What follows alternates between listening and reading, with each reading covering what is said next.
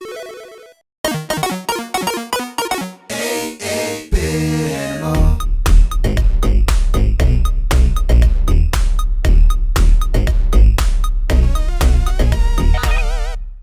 you doing, good people? This is the 8-Bit Animal. Remember earlier this year when we talked about Bugs Bunny's Crazy Castle and I mentioned that it wasn't originally a Bugs Bunny licensed game? Or do you remember when I mentioned that Snoopy's Silly Sports Spectacular was a Donald Duck game at one point? Well, today's game has a similar situation because Kemco had a Disney license at one point. And because Capcom had a Disney license here in the States, Kemco was just stuck out. There was nothing they could really do about that. They just had to make do and figure stuff out. Well, today's game, they use a completely original character. And the game is good. The game feels a wee bit simplified though. It seems pretty easy. But it's an okay game. Today, we're going to take a look at Kid Klown in Nightmare World. Now, this game starts out with Kid Klown and his family, his parents, and other sibling, who are all also clowns, on their way somewhere, and they got stopped by the Nightmare. And the Nightmare, spelled M-A-Y-O-R, so he's the mayor of the night, I guess. Well, he approaches them about a spell. Kid Klown says no, and the Nightmare takes his family. And now Kid Klown has to go and rescue his family. He has to fight through 5 worlds or so to rescue his family, armed with balloons. Now these balloons are pretty handy, but because you could use the balloons to make yourself jump higher, stuff like that. But yeah, the gameplay in this game is really simple.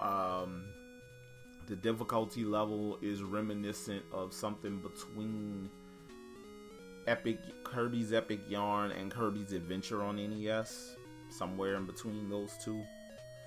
So it's a pretty easy game, but it's also it's a graphically impressive game, which it should be because it came out at the end of the NES life cycle, 1993 or so. And I don't know, it just feels like attempts were made to make this a particularly good game, but it just kind of left me wanting. But what you gonna do, huh?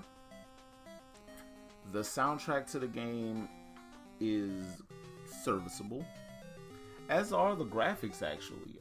There's some cool little wavy effects in here.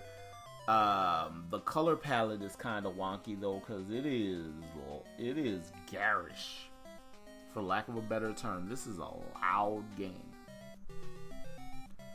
and the mood shifts at random, kind of like Little Nemo the Dream Master, where it just kind of feels like it gets really dark really quick. Yeah, same thing happens here.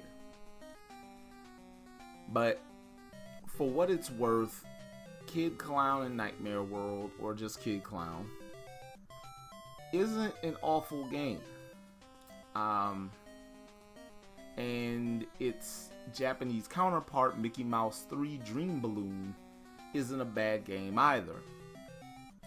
It's a perfect storm of this game coming out probably about 2.5 years too late. And so nobody was really checking for this when it happened.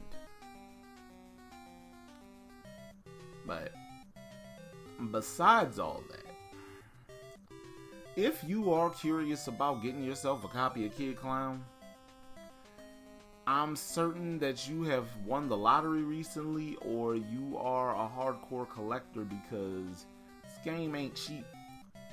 Cheapest price I saw for this title was about $522. It is ridiculous how much this game goes for. And it's not, it's okay, it's not good enough to warrant this price. Most games aren't. But, you know, like I keep saying, repro carts are right there, ROMs are right there, EverDrive is right there. I am a big proponent of people getting EverDrives for their NES library. And this would be a good instance to get an EverDrive and use it, because not $500 to $700 for slightly better than mediocre platformer. I can't justify it. This has been the 8-Bit Animal, and I'll catch you beautiful people tomorrow.